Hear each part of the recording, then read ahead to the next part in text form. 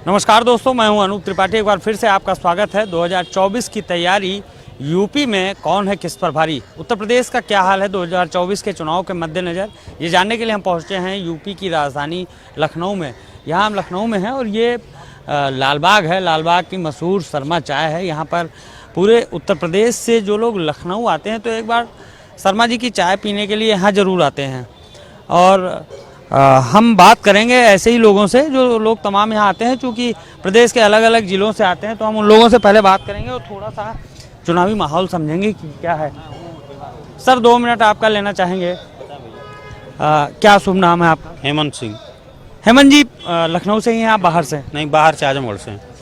हम थोड़ा सा 2024 को लेकर चर्चा कर रहे हैं। आप कैसा माहौल यूपी में देख रहे हैं? यूपी में माहौल देखना ही नहीं भैया, सब मोदी मय है, योगी मय है। अब माहौल कहाँ बचा है किसी का। अच्छा, एक गठबंधन को लेकर बड़ी चर्चा थी कि गठबंधन बना, लेकिन हमने विधानसभा चुनाव में देखा कि एमपी में कांग्रेस और समाजवादी पार्टी आपस में लड़ रहे हैं। तो क्या आपको लग रहा है कि ये 2024 में गठबंधन रह पाएगा? भैया जहाँ अति महत्वाकांक्षा हो जाती है कोई गठबंधन नहीं टिकता ना। वहाँ यहाँ अति महत्वाकांक्षा है इंडिया गठबंधन में। ये लोग नाम इंडिया रखें, दुनिया भर का नाम बदल रहे हैं, पिछड़ा दलित अल्पसंख्यक कह रहे हैं। फिर जब अगड़ा कहाँ जाएगा? देश में अगड़ा की भी कहीं गिनती होनी चाहिए कि नहीं? पीडीए बनाए, पिछड़ा दलित अल्पसंख्यक, अगड़ा कोई पूछे नहीं रहा है। अगड़ा अपना काम कर रहा है, बाकी और लोग अपना। आज आजमगढ़ से आप हैं और आजमगढ़ कहा जाता है कि वो समाजवादी पार्टी का, अखिलेश यादव का गढ़ है। इस बार क्या लग रहा है, 24 वहाँ चुनौती है बीजेपी के लिए? भैया देखिए, आप 14 से शुरू कर दीजिए। 14 के चुनाव में मुलायम सिंह यादव की सरकार थी, यहाँ पर अखिलेश जी मुख्यमंत्री थे। नाक रगड़ डालें तब जाके सांसद बने मुलायम सिंह यादव जी। उसका तब भी लालगंज लोकसभा हार गए, नीलम सोनकर बनी। 19 में देख लीजिए, पूरा परिवार उतरा, पूरा अखिलेश जी खुद उतर गए और पूरा भाजपा मिलकर अखिलेश जी को हराने पे लग गई। और ये पूरा सभी सीट हार गए, एक सीट बचाने के चक्कर में अखिलेश जी।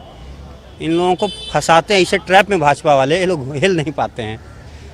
और उसमें भी बाजी मार ले गई मायावती जी, गठबंधन करके ऐसा ट्रैप बनाया, कहें कि आजमगढ़ तो हारे गए, अखिलेश यादव तो खत्म कहानी। पूरी सपा पहुंच गई आजमगढ़ और सब अपनी लोकसभा हार गए। अब मायावती कोई ट्रैप में नहीं पड़ी, 10 सीट जीत ली। ये 14 में भी 5 थे, मायावती गठबंधन करके भी 5 थे। अब देखिए 5 भी नहीं रह जाएंगे। शुक्रिया, बहुत अच्छी बात कही। भाई साहब, क्या नाम है आपका? जी, डॉक्टर बीपी पांडे। डॉक्टर साहब, कहाँ से हैं आप? मैं भी आजमगढ़ से ही हूँ। क्या लग रहा है, योगी आदित्यनाथ जी का जो कामकाज है 6 साल का, उनके कामकाज का मोदी जी के चुनाव पर कितना असर पड़ने वाला है? माननीय योगी जी जो है, उनके कामकाजों से मोदी जी पे बिल्कुल प्रभाव पड़ेगा, लेकिन उन्होंने काम बहुत अच्छा किया है। उत्तर प्रदेश में जो काम किया है उन्होंने बहुत अच्छा किया है। सारी चीज़ें सबसे बढ़िया तो देखिए, इस समय सड़कें और रोज़गार में भी उन्होंने इम्प्रूवमेंट किया है। इससे जो है लोकसभा का आने वाला चुनाव बीजेपी ही निकालेगी। मोदी जी के साथ है जनता, योगी जी के साथ भी है। अच्छा, उत्तर प्रदेश में 80 सीटें हैं, देश का सबसे बड़ा राज्य है। आपकी नज़र में 2014 का रिजल्ट आपने देखा होगा, 19 का देखा होगा, इस बार कैसा जाने वाला? वैसा ही रहेगा या उससे थोड़ा सीटें कम आएंगी बीजेपी की, या कुछ और अच्छा हो? ये क्या है कि जो अब की बार बीजेपी एनडीए गठबंधन के साथ जो एनडीए में जो छोटी छोटी टीमों को लेकर लड़ाई कर रही है, वो सबसे ज़्यादा वो बीजेपी को अब की बार सहयोग करने वाली है। इससे फायदा होगा? बिल्कुल फ़ायदा होगा उससे। जो छोटी छोटी टीमें हैं, जैसे सहयोगी दल हैं, इस समय राजभर जी बीजेपी के साथ है। सबसे ज़्यादा लोकसभा में अब की बार राजभर जी पूरे पूर्वांचल से सीट ले आएंगे बीजेपी के लिए। लेकिन राजभर जी का आपने नाम लिया तो कह रहे हैं, लोगों में चर्चा है कि योगी जी राजभर जी को मंत्री नहीं बना रहे हैं और राजभर जी परेशान। देखिए, ये तो राजनीतिक गतिविधियां हैं, ये ऐसा कुछ नहीं है। योगी जी जो है वो राजभर जी को ही ले आए हैं और राजभर जी को मंत्री बनना है, वो उन लोगों का डिसीजन है। विस्तार होगा तो राजभर जी मंत्री बनेंगे। क्या नाम है आपका? अमन श्रीवास्तव। अमन, कहाँ से हैं आप? लखनऊ से हैं, बाहर से? लखनऊ से हूँ सर, लेकिन मैं मतलब पूर्वांचल साइड का हूँ।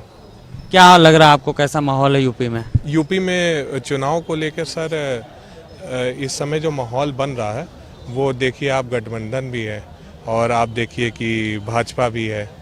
तो अब लोगों का रुझान किस तरफ जाता है, क्योंकि अब लोग थोड़ा सा परेशान तो हैं अगर देखा जाए भाजपा की सरकार से। बहुत चीज़ें हैं हर जगह, क्योंकि देश की बात कर रहे हैं हम, सिर्फ उत्तर प्रदेश की बात नहीं कर रहे हैं, हम पूरे देश की बात कर रहे हैं। तो वहाँ पर परेशान तो हैं कहीं ना कहीं लोग बीजेपी सरकार से, तो परिवर्तन तो चाहते हैं कहीं ना कहीं। तो और जिस तरह से इस समय गठबंधन अपने समीकरण को लेके चल रही है, चाहे वो सपा हो या कांग्रेस हो, अभी तो अलग अलग लेकिन कह रही है कि लोकसभा के दौरान हम एक साथ आ जाएंगे, तो वो कहीं ना कहीं आप समीकरण देखेंगे हर जगह कुछ ना कुछ चल रहा है। मध्य प्रदेश का चुनाव ले लीजिए आप, राजस्थान में अभी होने ही वाला है, वहाँ पे बहुत सारे ऐसे मुद्दे हैं। तो उन सब चीज़ों को लेकर वहाँ पे भी जो यहाँ के सपा हो या कांग्रेस हो, वो वहाँ पर भी अपने आप को कायम कर रही है। मध्य प्रदेश में आपने देखा लोग चाह रहे हैं कि अब मामा को हटा दिया जाए, लेके आया जाए कमलनाथ को। लोगों का ये कहना है, जो हम मेरी जैसी जनता है वो ये कह रही है। कैसा यूपी में कैसा देख रहे हैं आप? यूपी में सर, यूपी में देखा जाए तो अब चाह रहे हैं कि योगी सरकार से हट के भाजपा को बदलना चाह रहे हैं बस। तो 24 चूंकि मोदी जी का चुनाव है, योगी जी का तो हो चुका है, तो इस बार क्या लग रहा है? इस बार 80 सीटें हैं, 80 में से बीजेपी को कितनी आएंगी और विपक्ष को कितनी मिलेंगी? आपकी नज़र में क्या फाइट है, चुनौती है? में सर सिर्फ इतना ही है कि राहुल गांधी ही देश के प्रधानमंत्री बनेंगे, ये है। और उत्तर प्रदेश से जब भारी से भारी सीट वो जीत कर और उस पटल पे बैठेंगे केंद्र में। राहुल गांधी भारत जोड़ो यात्रा में इधर आए भी नहीं थे, लखनऊ और पूर्वांचल। अभी वो करने वाले हैं। पूर्वांचल गए थे आपकी तरफ? यात्रा नहीं, वहाँ नहीं आए थे, साउथ इंडिया उन्होंने किया था, लेकिन इधर करेंगे वो। अभी उनका है, आ भी रहा है, कांग्रेस की तरफ से भी आ रहा है कि वो पद यात्रा करेंगे। इधर जितने भी है हिंदी हार्टलैंड है, बिहार है या इधर है, यहाँ सब भी वो जाएंगे। हम 2024 के माहौल पर थोड़ा सा बात कर रहे हैं। आपकी नज़र में यूपी का माहौल कैसा है? 2024 को लेकर अगर हम देखें तो राजनीतिक तौर पर अभी जो मुख्यमंत्री योगी आदित्यनाथ के जो कार्यशैली है उसको पब्लिक में सुपीरियर मान रहे हैं अन्य मुख्यमंत्रियों की अपेक्षा। कारण क्या है कि सबसे बड़ी चीज़ है जो लॉ एंड ऑर्डर में जो इस तरह से जो एक कार्रवाई है बुलडोजर की, उसको आम पब्लिक पसंद कर रही है। लेकिन अगर कानूनी नज़रिए से देखें तो सिर्फ डायरेक्ट बुलडोजर की कहानी उचित नहीं है, क्योंकि कानून भी कुछ होता है। अगर हम कानून को तवज्जो नहीं देंगे कि यानी किसी ने कुछ गलती की है या फिर बेटे की गलती की सज़ा पूरे परिवार को जो मिलती है, ये बहुत गलत है, ये नहीं होना चाहिए। अगर अन्य पर्सपेक्टिव में देखा जाए, अन्य परिप्रेक्ष्य में देखा जाए, तो बीजेपी यहाँ पे अन्य की अपेक्षा ज़्यादा बेटर कर रही है। अच्छा, लोकसभा चुनाव दूसरी एक बड़ी चीज़ है, अगर हम बात करें कि जो राजनीतिक माहौल है, जैसा कि कहते हैं कि अभी तक क्या होता था, इंडिया अलायंस जो था, इंडिया अलायंस में सपा जो है यानी अखिलेश यादव इंडिया के साथ में है।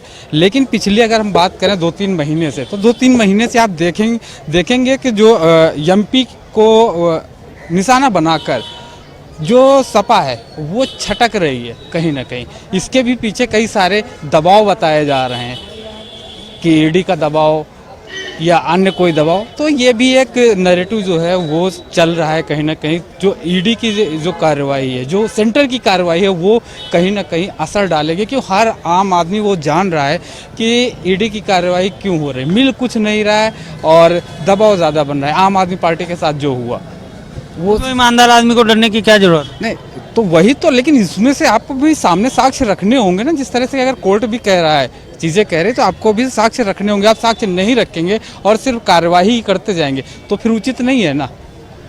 अगर कोई ईमानदार है तो उसको डरने की नहीं, देखो ईमानदार है, लेकिन यहाँ पे जो कानूनी प्रोसीजर है, आप ईमानदार हैं लेकिन हम आपको उसमें कानून के तहत, ईडी के तहत आपको उठा के 6 महीने के लिए जेल में डाल दें, तब आप क्या करेंगे? आपका जो आम आदमी पार्टी के जो प्रमुख नेता है वो तो सब चले गए, अब बचे अरविंद केजरीवाल। अगर वो भी अंदर चले गए तो आम आदमी पार्टी ध्वस्त हो जाएगी। तो यानी सीधे सीधे कि इनडायरेक्टली अपने जो हम सामने से नहीं लड़ पा रहे हैं, तो कोर्ट में पेश किया गया, कोर्ट ने भी सबूत देखे हैं, कोर्ट ने ही रिमांड दी है पुलिस को। वो कोर्ट ने जो रिमांड दी है वो इसलिए दी है कि भाई अभी कुछ अगर दिख रहा है, जो लीकर जो घोटाला स्कैम है जिसको ये लोग स्कैम कह रहे हैं, तो कहीं ना कहीं बेनिफिट पहुंचाने की पॉलिसी देखो हर स्टेट में चलती है। उन्होंने भी हो सकता है कि पहुंचाने का प्रयास किया हो, ठीक, या फिर किया ही हो, लेकिन जो भी चीज़ें हैं तो उसमें से एक अगर है तो एक में सबको लपेट कर पूरी पार्टी को ध्वस्त कर। क्या भाजपा में अभी कहें तो ऐसे भ्रष्टाचारी नेता नहीं है, या फिर उनको शामिल नहीं किया गया? तो एक पार्टी के ऊपर आप भ्रष्टाचार की कार्रवाई करते हैं और दूसरे को अपने में शामिल करते हैं, ये क्या है? अच्छा, क्या लग रहा है इस बार 19 हुआ, 14 हुआ, 24 कुछ चुनौती यूपी में है बीजेपी के सामने, विपक्ष या नहीं है? नहीं, अभी तो अगर चुनौती की बात करें तो चुनौती अभी यूपी में नहीं दिख रही है भाजपा के सामने, क्योंकि यूपी का जो अब वोट बैंक है वो भाजपा में अगर हम कहें मोदी और शाह की वजह से नहीं जाना जाता है। अब मुख्यमंत्री योगी आदित्यनाथ का खुद का वोट बैंक है, वो खुद ही एक ब्रांड है। अन्य प्रदेश वाले जो हैं मुख्यमंत्री योगी आदित्यनाथ के नाम से वोट देते हैं, ये एक ब्रांड बन चुका है। यानी जो यहाँ के जो कहते हैं ना कि बाबा एक ब्रांड बन चुके हैं, वो है। शुक्रिया भाई साहब। हम खैर और भी लोग यहाँ पर हैं, हम उनसे जानेंगे। लोगों की अलग अलग राय है, कुछ लोग कह रहे हैं चुनौती है बीजेपी के सामने, कुछ लोग कह रहे हैं नहीं है। आप यूपी से ही हैं बाहर से? मैं मध्य प्रदेश। ओके, मध्य प्रदेश से हैं तो अच्छी बात है। मध्य प्रदेश का माहौल कैसा है? मध्य प्रदेश में भारतीय जनता पार्टी पूर्ण बहुमत की सरकार बना रही है। अभी चुनाव निपटा है अभी। अच्छा, कह रहे थे कि जो चर्चा थी, आम चर्चा थी कि इस बार एमपी में शिवराज जी के सामने बड़ी चुनौती है और कांग्रेस फायदे में है। किसने कहा? ये थोड़े दिन पहले आम माहौल एक चर्चा बनी थी, तो उसके बाद थोड़ा सा बदलाव देखने को मिला। वाकई आप वहाँ से हैं तो आप सही बताएंगे क्या स्थिति है? पुनः फिर से मध्य प्रदेश में भारतीय जनता पार्टी की सरकार आ रही है। ये लोग जो माहौल बना रहे हैं वो 2018 में उनकी कांग्रेस की सरकार आई थी। जो लोग अपनी बनी बनाई सरकार नहीं चला पाए वो क्या पुनः सरकार बनाएंगे? अच्छा, एक और अच्छा सवाल है। अखिलेश जी ने वहाँ पर अखिलेश यादव ने कांग्रेस के खिलाफ जमकर बोला है, क्या बीजेपी को फायदा तो नहीं दिला रहे हैं अखिलेश यादव? नहीं, ये मैं नहीं कह सकता, ये उनका अपना विषय है। लेकिन लाडली बहनाओं से लेके कई हद तक हमको फायदा है और बहनाओं ने पूर्ण आशीर्वाद अपने भैया को दिया है, शिवराज सिंह जी को। ओके, एक और सवाल आखिरी लेंगे। 2024 है, कैसा माहौल आप देख रहे हैं? चूंकि एमपी यूपी से सटा हुआ है, आधा यूपी एमपी में असर करता है, आधा एमपी यूपी में असर करता है। आप कैसा 2024 को लेकर माहौल देख रहे हैं? 24 में पुनः फिर से राष्ट्र के प्रति अपना वोट समर्पित करेंगे लोग। देख रहे हैं ना 70 सालों की सरकार, जैसे हम अपना उत्तर प्रदेश में मैं खड़ा हूँ तो हम चाहे राम मंदिर का मुद्दा देखें। राम मंदिर को ये 70 सालों से लटका रहे थे, अटका रहे थे, भटका रहे थे। मोदी जी ने आते ही फिर राम मंदिर हो, चाहे 370 हो, ऐसे कई प्रकार की चीज़ें। आज हम भारतीय जनता पार्टी के अगर नेताओं की बात करें तो नितिन गडकरी को एक बच्चा से लेके एक बड़े तक जानते हैं। चाहे हम बात करें इनके कहीं खड़गे से लेके कोई बच्चा तक नाम नहीं जानता। तो यही हमारे भारत का विकास है, मोदी जी को बच्चा बच्चा जानता है। थैंक यू भाई साहब। हम कुछ और लोगों से बात करें। भैया आप बताइए, यहाँ यूपी से हैं आप बाहर से हैं? हम यहीं से हैं। क्या नाम है आपका? आदित्य। आदित्य जी, थोड़ा सा 2024 को लेकर हम माहौल समझ रहे हैं। आपकी नज़र में बीजेपी एक तरफ है, बीजेपी का गठबंधन है, दूसरी तरफ विपक्ष है, INDIA इंडिया। तो क्या लग रहा है यूपी में कैसा माहौल है? अब यूपी में क्या माहौल है, इन सब चीज़ों के बारे में नॉलेज तो नहीं है हमें इतना, ना ही इंटरेस्टेड है। मगर देखा जाए तो बीजेपी का ज़्यादा है माहौल। अच्छा, आप युवा हैं तो आपकी इम्पोर्टेंस ज़्यादा है। मान युवा है पर इन सब चीज़ों में इतनी दिलचस्पी नहीं है, ना हमें पता है, तो हम बोल नहीं सकते इस बारे में कुछ ज़्यादा। फिर भी आप अपने आसपास देखते होंगे, फिर कैसा आपको लग रहा है? देखा जाए तो वैसे बीजेपी का काम अच्छा है। आने वाले समय में 2024 में बीजेपी आनी चाहिए वैसे साल, और वही आएगी जहाँ तक। शुक्रिया, बहुत बहुत शुक्रिया भैया।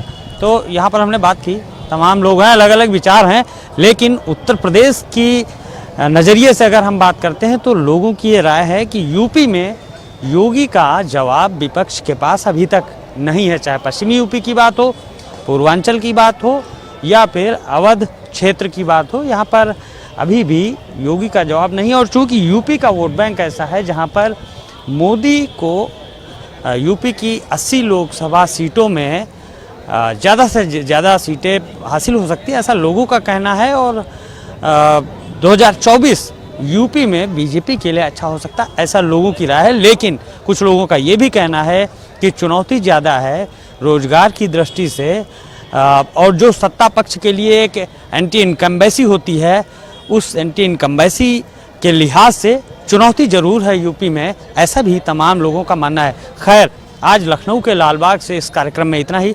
फिर हम मिलेंगे नए मुद्दे के साथ किसी दूसरी जगह से। तब तक के लिए मुझे और मेरी टीम को दीजिए इजाज़त। नमस्कार।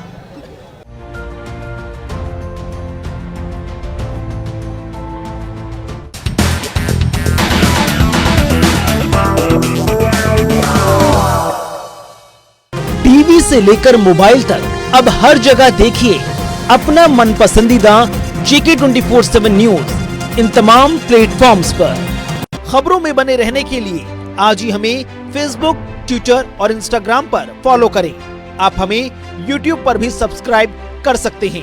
लाइव अपडेट्स के लिए आप JK247news.tv पर क्लिक करें। नमस्कार, शहर रिपोर्ट में जम्मू से अहम बड़ी खबरों के साथ मैं आपके साथ हाजिर हूँ शिल्पा शर्मा। मैं अंकुर जायसवाल, उज्जवल कुमार, धीरेन्द्र प्रताप सिंह, धनराज गर्ग, संजीत शर्मा, संदीप गोयल, केशव मोहन मिश्रा। 2024 की तैयारी आखिर किसका पड़ रहा है भारी? अरविंद केजरीवाल जी को आना चाहिए। विपक्ष इस बार हावी पड़ेगा, बहंगे तो मोदी जी 24 में भारी होंगे ना, ये योगी जी भारी लग रहे हैं। क्योंकि कांग्रेस कोशिश तो कर रही है, काम कर रहे हैं मोदी सरकार।